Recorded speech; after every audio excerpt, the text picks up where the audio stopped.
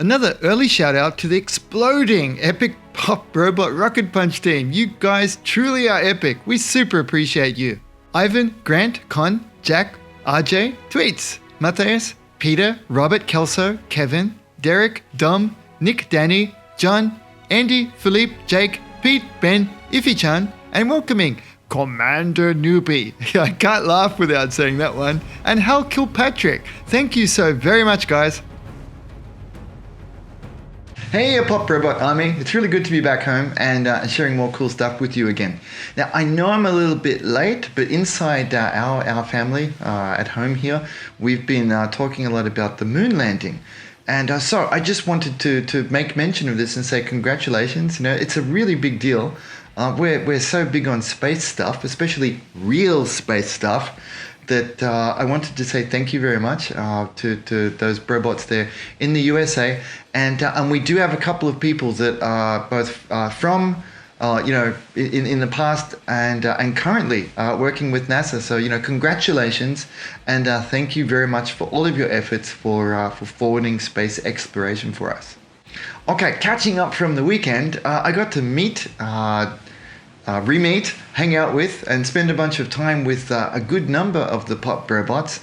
Thank you very much. And I couldn't help but notice that the volunteer team helping out at GBWC in Sydney, more than half of the volunteer team were actually Pop Brobots. You may not know that about each other, but I was looking, I was checking it out and I was like, oh wow, and I mentioned it to Ryan and he said, yeah, that's a really good sign. You're just such wonderful people. You don't put yourself first. There was no whining from any of the Pop Brobots, and we really put on a good show. And I must say this and put out the invitation. The AUS Gunpla show. It's I've been to bigger shows, but it's the best and most fun show that I've been to so far. Especially this weekend. It was just night and day compared to this is the third one I've been to. The previous ones were good, but it's just incrementally getting better and better every year. This hand action also proves it, doesn't it? I love doing things like that because Tom was behind the camera and she's cracking up now.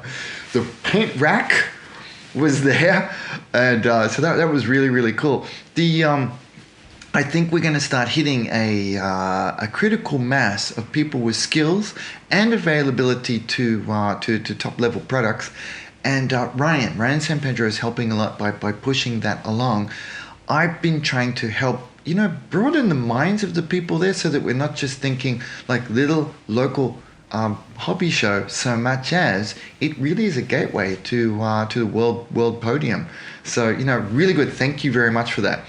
Sorry, my gush is a little bit long today. I'm all excited from everything, right? Today's video, there's two parts. I'm considering offering the second part to YouTube, just because it's kind of is giving back to the community kind of thing. So the first part though I can't because it's, I wouldn't say top secret, but it's meant to be kept private. So let's keep this between us, okay? It's part of the our mates now maybe. Our mates there at AK Interactive have been super happy. I mentioned this in the beginning of the video. Sorry for doubling up, but they're very happy with what I've been doing with them. So they said, you need to please Linc develop a sci-fi paint range for us. I'm going through some different ideas and kind of fine tuning it down. Ultimately, it's a foundation range, so it's simple, but I want it to be good. I've got that little thing in me that I can't release something. There's your 5 colors, just go. Or, just use the color picker, bro, and, just, get your primaries, your secondaries. I want them to be tweaked and kind of cool a bit, so welcome to my hand-wringing process. I go through it and I talk about it, and you can kind of see I am thinking it through and trying to make it good. I'm not saying it'll be the best paint range in the world. I think Gaia Notes has already nailed that. So this is basically more of it's a side gig, and to help make some of the colors that I like more available internationally. Not everybody can get hold of Gaia Notes. So, this might be the next best thing you could get, say, somewhere in Europe. or places that don't seem to be getting Gaia in. I'll try to work on both at the same time. If both end up happening, boom, that would be awesome, right? Okay, a little bit of a long intro. Like I said, it's fun to be back. It was so good, meeting people and not just talking to a camera, talking to real people. So that was a bunch of fun. A little bit long. Let's get into it, okay? Thanks a lot. Let's go. Boom. Hey guys, welcome back for the second part of the video that I was showing. I was pretty tired after the last one, so I couldn't go straight into it. I was showing you my setup of organization, the boxes, and I did in fact use that again today to get ready for this. I chose 2 task-specific boxes, 3 actually, I'm sorry, because I went with, you can see there's a large amount of Gaia Notes paints here, there's Mr. Color paints here as well, and there's a couple of water-based acrylic ammo by MIG colors as well, from choices. Now the quick background story is, I don't think it's top secret so much, but I'm not going to be, I'm not going to mention it just yet until it's out. But the wonderful folks there at AK Interactive are super happy with the work and the projects we've got on the go. They said, this is your thing. You're an expert for the sci-fi, science fiction, and mecha stuff. Would you please put together a paint range for us with your suggested and favorite colors? I'm like, okay, cool. I instantly said yes, but then it dawned on me that I have no clue how to do this. But it's both. I have no clue, but also I probably am one of the best choices for somebody to do this just because of, I work a lot with original colors. So but let's see how it turns out. And I'd like to hear your feedback on it as well. So, and I've had extensive range with probably more ranges of paints and colors than most folks. So it does my background does lend itself to perhaps going ahead with this. Well, that being said, I've arranged some paints here. So I sat down and there's basically 2 choices that I could go with that I could see that were feasible. So step number 1, choice 1 would be working logically, mathematically almost. Working from our primaries and then expanding out. And you can see I have done some work along that way.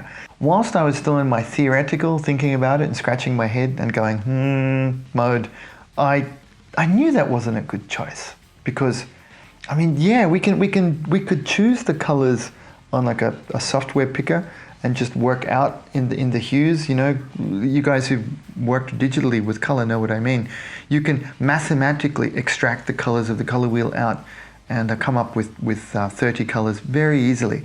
But are they the colors we use? No, I have never chosen my colors for a model based on mathematics. Never. They have always been from existing colors and then working with colors that work together.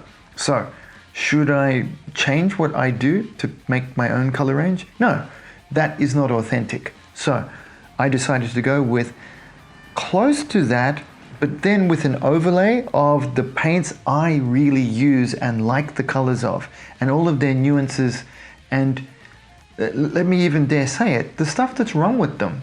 Some of these colors don't actually match up perfectly mathematically, but that's what makes some of my paint finishes look interesting, because it's about moving towards the perfection and improving them. I hope that wasn't too wordy and highfalutin.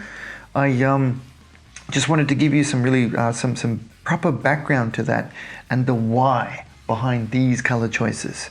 So I've gone with my primaries, and then the closest choices afterwards that I have actually used on models. And yes, both Machine & Krieger and Gunpla are heavily featured here. So that's one of the things I figure, at least for both myself and for you guys who are following me, the main projects we'll probably be working on will be Gunpla, Machine & Krieger, and then on to the other things we work on, maybe Games Workshop, etc. So these paints, I'm hoping that they will work best for those primary targets, and then we can add secondary colors along the way. Okay, so that was long, but I'm excited, and I wanted you guys to feel in the loop with this, and I'm happy. Shoot me ideas in the comments to this. If I can ask one thing, it works better if the comments are more in one place so I can keep it stabilized. I do like it when you make the comments on the Patreon platform itself because I get the notifications. It's the one platform I use that has notifications enabled. You guys are very important to me and central to my work, so I go there first. When the comments get scattered across various various places, it's like the YouTube comments. They're hard to get to sometimes, so sorry if I missed them.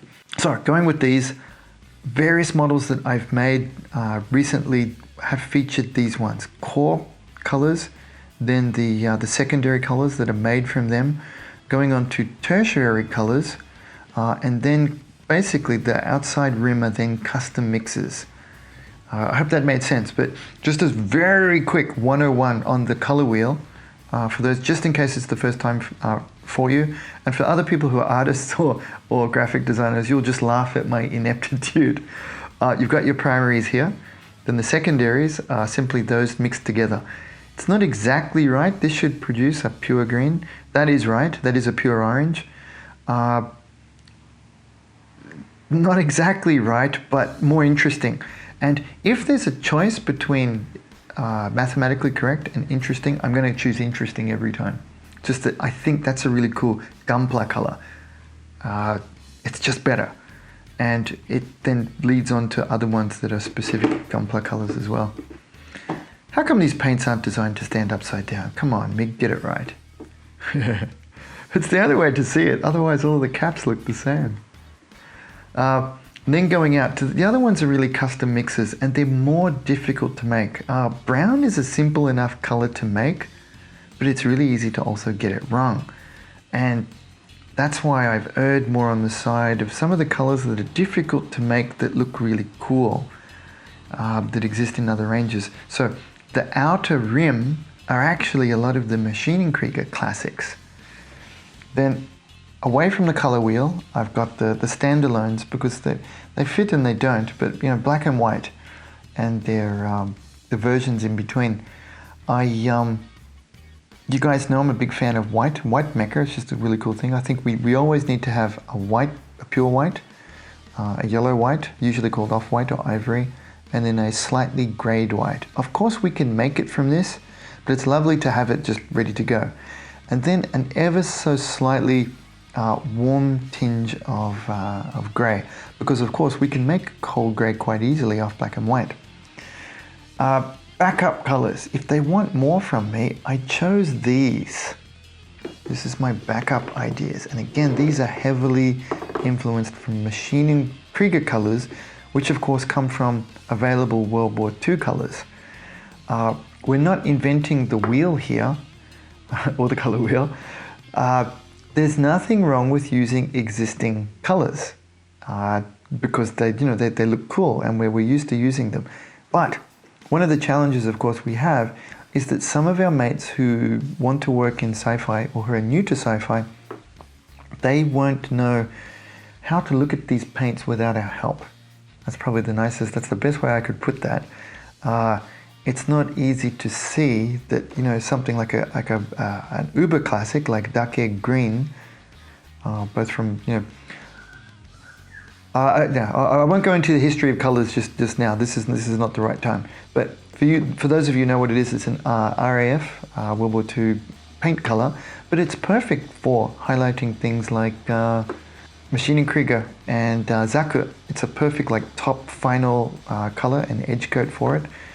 And where's another one? So this one, it's such a particular type of green-gray, the field gray number 2, that it's used on almost every single Maschinen Krieger model. Of course, it can fit into our color wheel around here-ish by adding, it's basically a more of a pastel color. We would make it by adding more black and white to this one, for example, to come in this direction.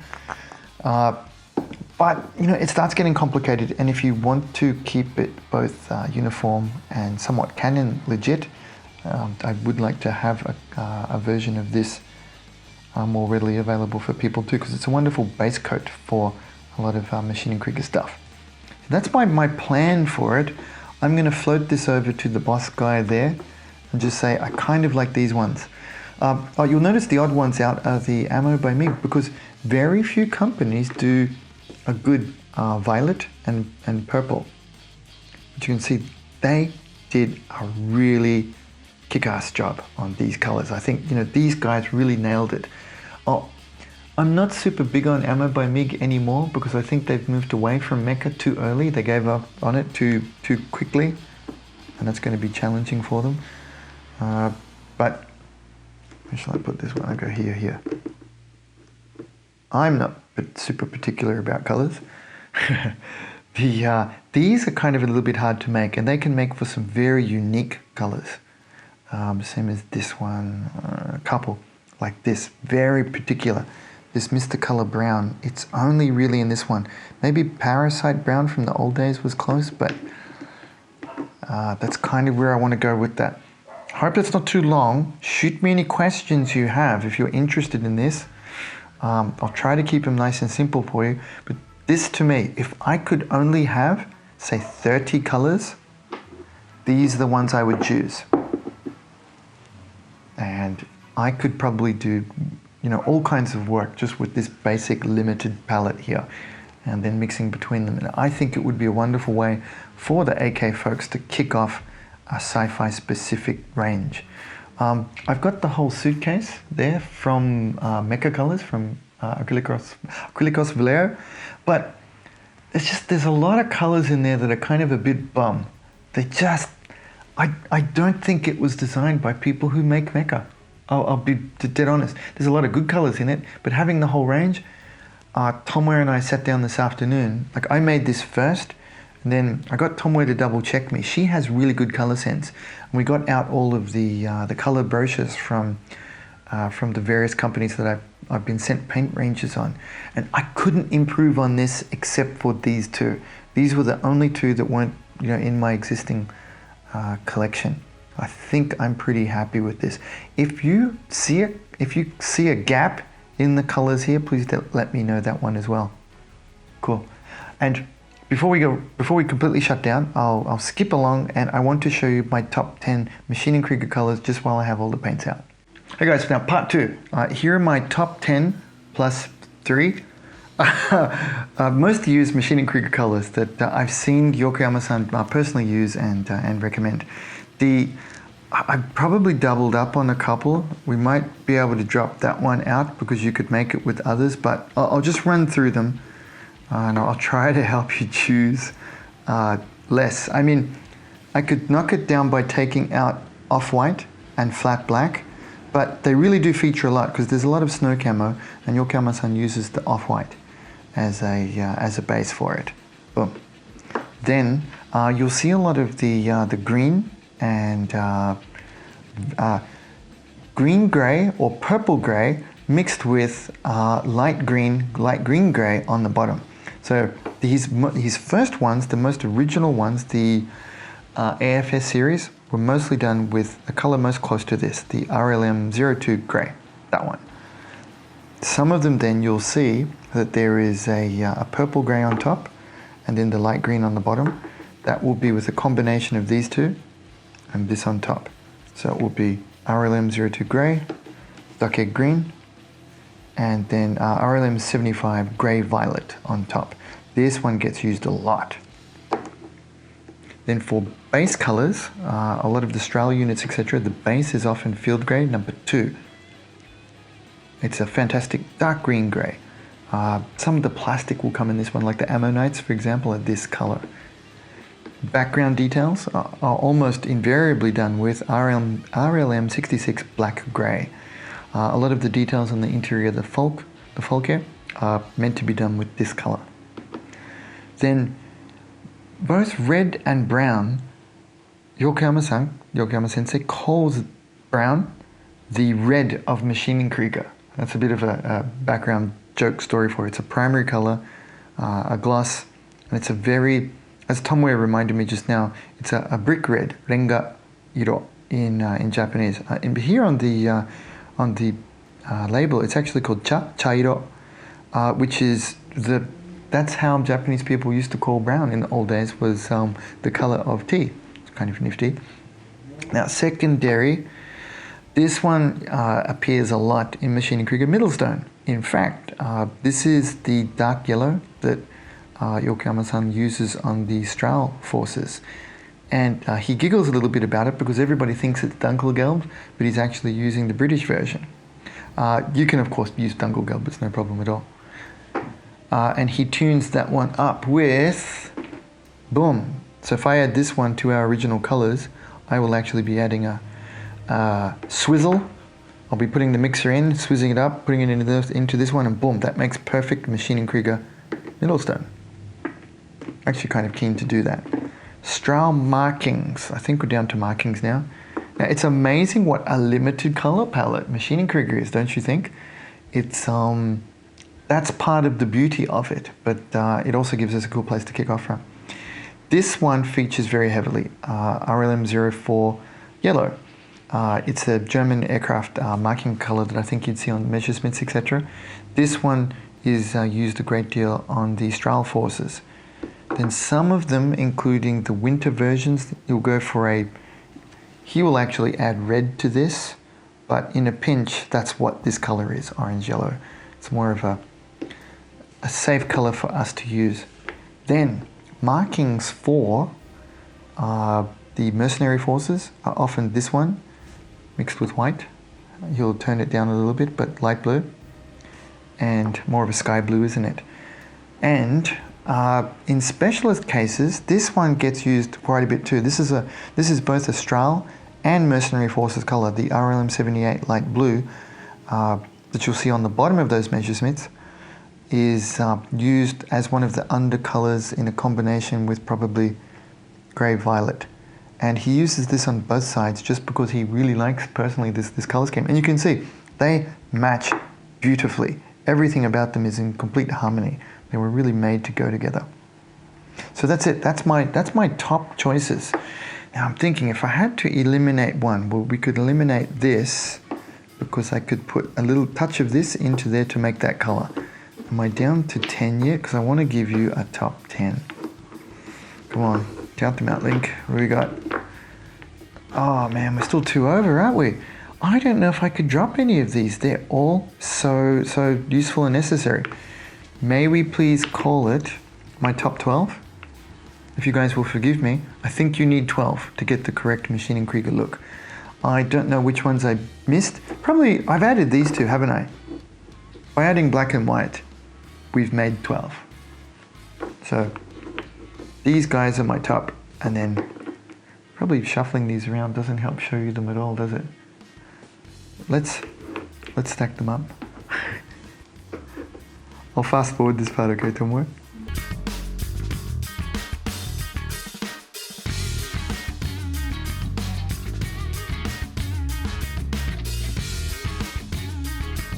Okay, here is my precariously perched for no good reason top 12 Maschinen Krieger must-have list. We can do probably 80% of the color schemes with these guys. So if you're really keen on that, these are the ones to get. I'll link them up. I'll do a wish list thingy on Amazon for you so you can have a place to reference it as you collect them over time. I don't think you'd need to get them all at once. You can just pick them up little bit by little bit. I didn't rebuy them all at once here coming back to Australia. I just got a couple at a time. Sweet, boom. Now that was more of a behind the scenes and kind of an insight into my thought process rather than, just a straight tutorial. There's value in both. As I learned, and Yokoyama-san spotted this in me, he said, you don't just follow what I do. You're profiling me all the time to learn the why of how I do things. So I think there's some value, and I wanted to share that with you. Not just what I do, not just why I do it, but how I think about things will help you to both emulate my finishes, incorporate them into your own skill set, and then you can develop from there. And that should be a big help for you, I think. I'll put the links both in the video description below. I've gone through, I spent about, it took me about 40 minutes, an hour to find the better ones on, the ones for reasonable prices on Amazon, USA, and collate them into a little clickable list there for you for the top 12. I mean, by all means, buy them wherever you have access to these paints. It's just, I wanted to put it somewhere that would be easy to find. Some people have been sharing, I know I've got a photo on Patreon there, and I think just this morning, might be your last night, tweets, thanks mate, shared it to the Paint on Plastic Facebook group, but it's hard to find, right? And the search functionality of Patreon, it could be a lot better, couldn't it? So this one, it's just there on the page. I've set it up once, it's done.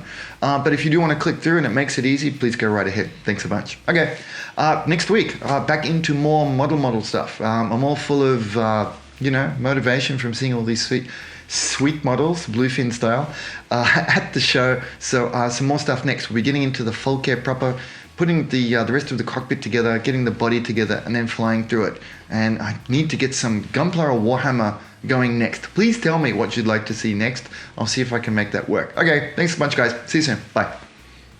Big thanks to Hobbyco and Little Brobot for their support and for bringing us the best brands and live events from Japan. Support local. And of course, the Brobot Inner Circle, the awesome folks that make this happen. I couldn't do it without you. Always, thank you so very much. Please join us.